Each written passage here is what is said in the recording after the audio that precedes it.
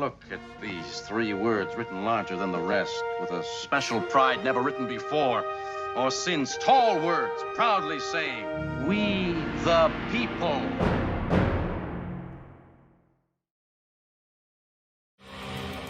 As we know, kids are headed back to the classrooms nationwide, but one family in California is taking issue with part of the school's curriculum.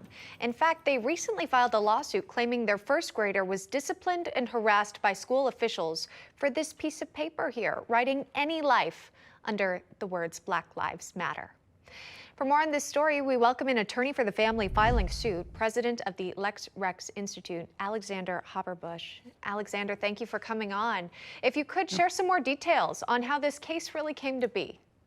Yeah, thank you so much for having me, Emma. So fundamentally, this is a compelled speech case. What's going on is, and we're not going to say the daughter's name, but my client's name is Chelsea. We're keeping her daughter's name anonymous because frankly, part of the problem in this case is there's been too much unwanted attention already put on her, so we're not going to give her any more for that. But basically what happened is totally not as part of a school assignment at all. Chelsea's daughter drew a picture for one of her friends. This is something that Chelsea's daughter commonly does. She, she has severe ADHD, and part of her therapy is that she likes to draw. So she drew a picture for one of her friends, and that's the picture that you just showed. It said, "Black Lives Matter, Any Life." Well, I guess there was some confusion because the parents of that friend ended up asking the principal about it, asking for some clarification. And the principal, rather than contacting Chelsea, my client, decided that he was going to publicly reprimand Chelsea's daughter in front of about 150 kids at recess. He deprived her of her recess privileges for that day and told her that she was no longer to draw pictures for her friends. Now, obviously, this is a compulsion of speech because it's more than just forcing an apology. It's also punishing her for exercising her freedom of speech. This is a huge deal.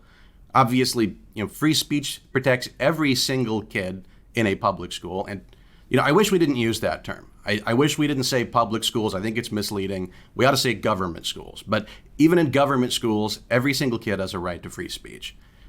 Chelsea's daughter was deprived of that right, and worse, she was forced to repeat a political message that was fed to her by her school. This is a child we're talking about, a first grader who was coloring.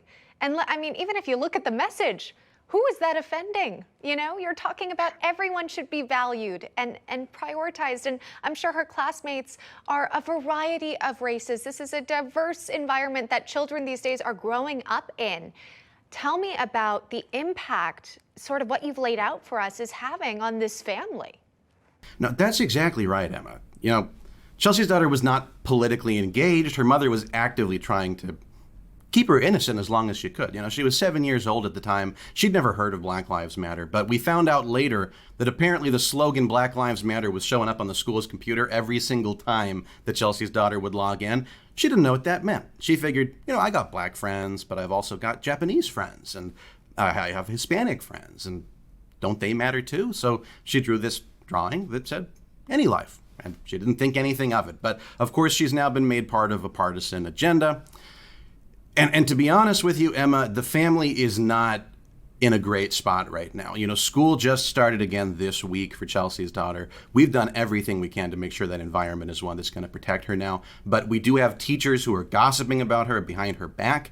Some of those teachers have kids that are in the school district. Those kids are subjecting her to bullying. I mean, we've got an audio recording of Chelsea's daughter crying on the way home because of the way that she's being treated at school. I mean, it's absolutely horrific what's going on. And this is happening because Chelsea decided to exercise her constitutional rights. Well, the school has engaged in every kind of discriminatory and harassing conduct against her. They've issued basically fake cease and desist letters against her. They've kicked her off her parent portal. It's really beyond the pale here, but we're doing everything we can to protect her rights. Just so upsetting. Thank you for coming on and talking to us about it. If you think it would be any other school, the principal, the teachers might have handled this differently, and we wouldn't even be here today discussing it.